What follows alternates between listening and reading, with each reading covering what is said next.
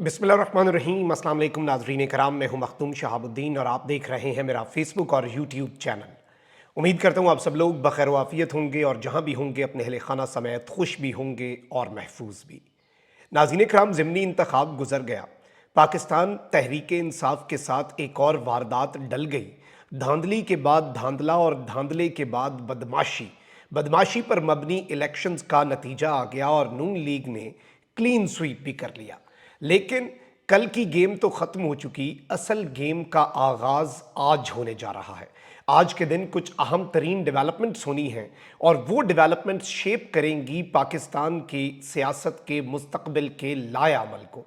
एक जानिब तो इमरान खान अडियाला जेल से एक बहुत बड़ा हुक्मनामा जारी कर सकते हैं और पूरी पाकिस्तानी कौम को कमर बस्ता रहने की इस वक्त हिदायत कर दी गई है, यानी सब लोग तैयार रहें, किसी भी लम्हे कप्तान का हुक्मनामा आ सकता है। इस सब में नवाज शरीफ के हवाले से भी एक बड़ी डेवलपमेंट है और नवाज शरीफ की बैरूने मुल्क रवानगी के हवाले से एक बहुत बड़ी खबर जो है वो इस वक्त सामने आई है। और कल के इंतखाबात जो हैं वो इस जानिब एक बड़ा वाज़ेह इशारा है कि सेटलमेंट जो है वो नवाज ग्रुप की भी इस वक्त तकरीबन हो चुकी है और नवाज शरीफ जिन्हें सऊदीया तक नहीं ले जाया गया, वही नवाज शरीफ जो हैं वो अब मुल्क से बाहर जाने की इजाज़त हासिल कर चुके हैं। यानी अब नवाज शरीफ से मुक़्तदरा को कोई ज़्यादा ख़तरा नहीं है। ये सारी की सारी डेवलपमेंट्स मैं आपके सामने रखूँगा, लेकिन पहले एक बड़ी अपडेट है। ईरान के सदर इब्राहिम रईसी जो हैं वो पाकिस्तान के 3 रोज़ा दौरे पर इस्लामाबाद पहुँच चुके हैं। 2017 के बाद किसी भी ईरानी सरबराह मुमलिकत का ये पहला दौरा पाकिस्तान है। हम ईरानी सदर को पाकिस्तान में खुशामदीद कहते हैं। ईरानी सदर के हमरा उनकी अहलिया के अलावा आला सतह का वफ्द भी पाकिस्तान पहुंचा है। वफ्द में ईरानी वजीर खारजा, काबीना के अरकान, आला हुक्काम और ताजर भी शामिल हैं।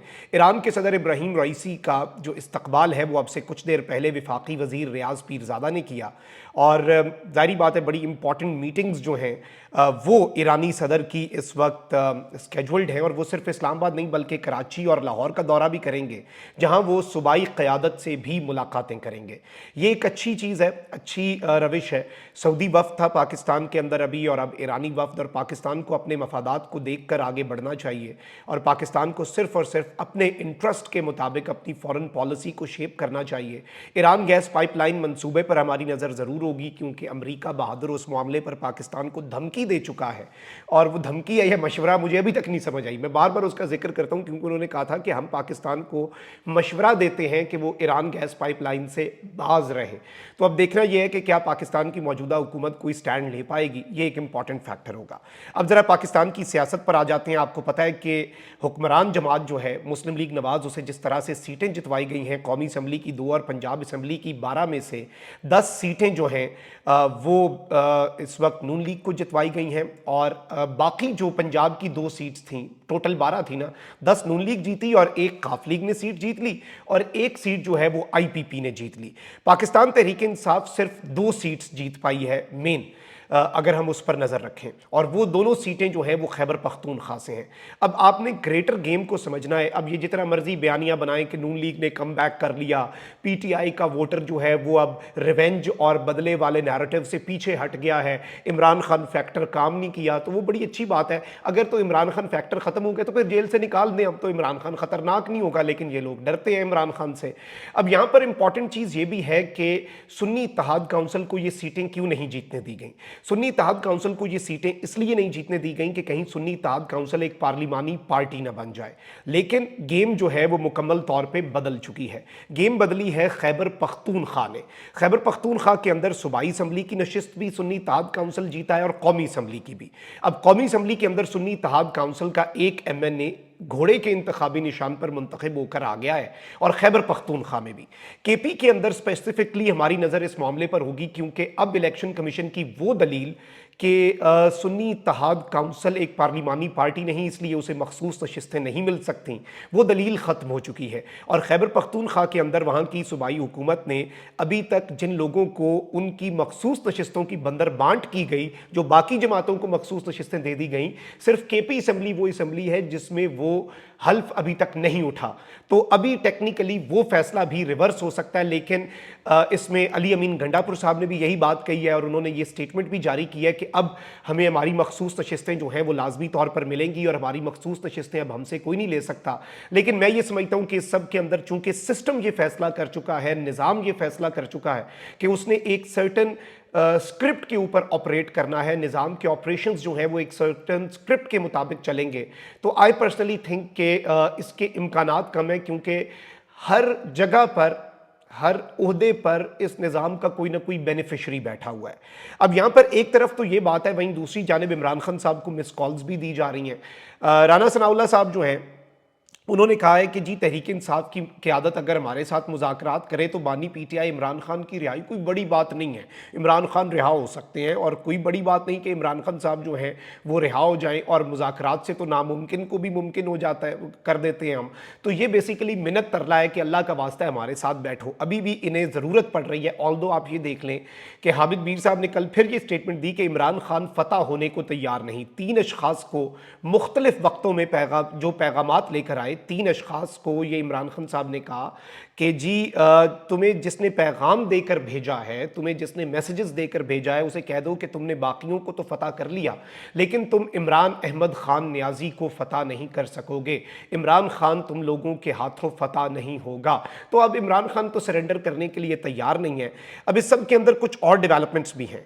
एक तो ये कि इमरान खान साहब जो है उन्होंने फैसला कर लिया है और अब पाकिस्तान तहरीक इंसाफ जो है वो मैदान में उतरने के लिए तैयार है, और ये जो 21 अप्रैल की धांधली है उसके ऊपर मुल्क गिर एहतजाज की कॉल जो है वो हमारी इतलात के मुताबिक बहुत जल्द आ सकती है। और इमरान खान साहब जो है उन्होंने पहले से लोगों को मशकें करवा दी, एक्सरसाइजेस करवा दी, और काफ़ी हद तक लाहौर और दीगर जगहों पर भी लोगों को निकाल कर जो एक झाका है वो खोला, खौफ का बुत तोड़ा।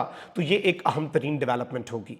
अब आगे बढ़ते हैं। एक और खबर मैं आपके सामने रख दूं, चूंकि नून लीग को क्लीन स्वीप करवा दिया गया है पंजाब में, 12 की 12 सीटें हुक्मरान इत्तेहाद जमात को पंजाब असम्बली की दे दी गई हैं, तो नवाज शरीफ साहब का शिकवा जो है वो भी लग रहा है कि काफ़ी हद तक कम हो गया। और नवाज शरीफ साहब जिन्हें सऊदीया तक फैमिली साथ नहीं लेकर गई, जहां वो हर साल नॉर्मली यूजुअली जाते हैं आखिरी अशरा गुजारने, क्योंकि खतरा ये था कि वो कहीं बाहर जाकर प्रेस कॉन्फ्रेंस ना कर दे। और मैं पहले भी ये बात आपके सामने करता हूं ना कि मौलाना फजलुर रहमान अगर एस्टैब्लिशमेंट के खिलाफ बोल रहे हैं या नवाज शरीफ साहब का ग्रुप एस्टैब्लिशमेंट के खिलाफ बोल रहा है, तो ये कोई इनकलाबी नहीं है, ये कोई आइन और कानून की बालादस्ती के लिए नहीं, ये बेसिकली सिर्फ इसलिए है राना सनाउल्लाह हो जाए, बाकी लोग हो जाएं, कि हम पे भी नजर करम करें, हमारी तरफ भी कोई आप निगाह करें, हमारे पे भी, हमारी भी बोलती बंद करें, हमें कुछ ऐसा नवाजें कि हमारे मुंह बंद हो जाएं, हम आपके खिलाफ बात ना कर सकें। तो वही सूरत हाल है।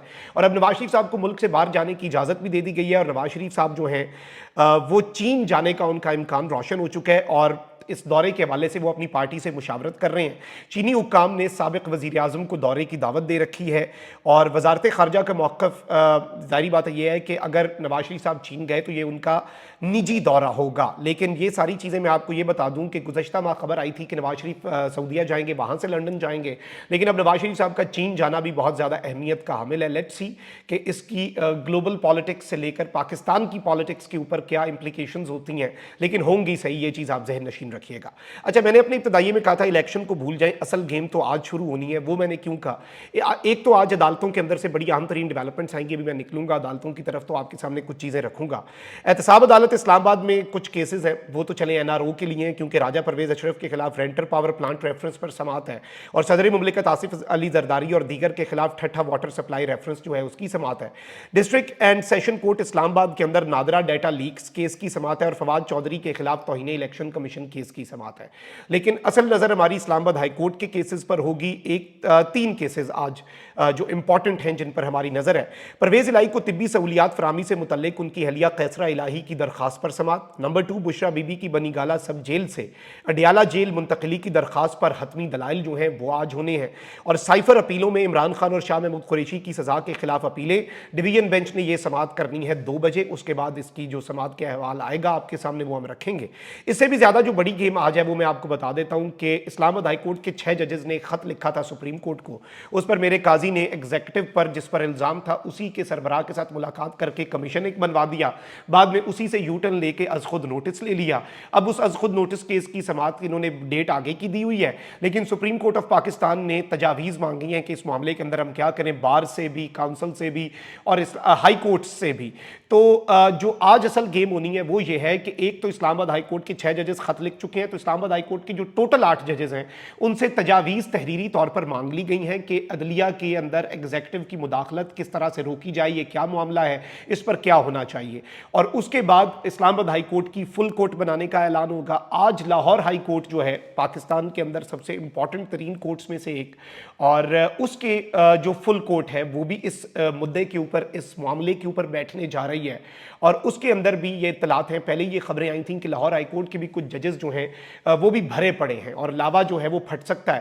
لیکن آج اس فل کورٹ کے اندر جو آج لاہور ہائی کورٹ کی بیٹھنی ہے، اور اس میں مدعا بھی صرف یہی ڈسکس ہونا ہے کہ ایگزیکٹو کے اندر، ایگزیکٹو کی مداخلت عدلیہ کے اندر اور جو ایجنسیز کا کردار ہے اس سب کے اوپر جب بات ہونی ہے تو اس میں سے بہت کچھ نکل کر سامنے آنا ہے، اور بہت سی چیزیں جو ہیں وہ ایک ڈیفرنٹ قسم کا ٹرن آف ایونٹس جو ہیں وہ بہت مختلف ہوں گے۔ اور الیکشن میں تو وہی ہوا ہے جو انہوں نے کرنا تھا، واردات ڈال دی، پی ٹی آئی اس کا سدباب اور اس کا جواب اس طرح سے دے گی کہ عمران خان صاحب نے روڈز پہ نکلنے کا فیصلہ کر لیا ہے، اور بہت جلد سڑکوں پہ نکلنے کی اور احتجاج کی اور دھرنے کی کال خان صاحب کی طرف سے آ جائے گی۔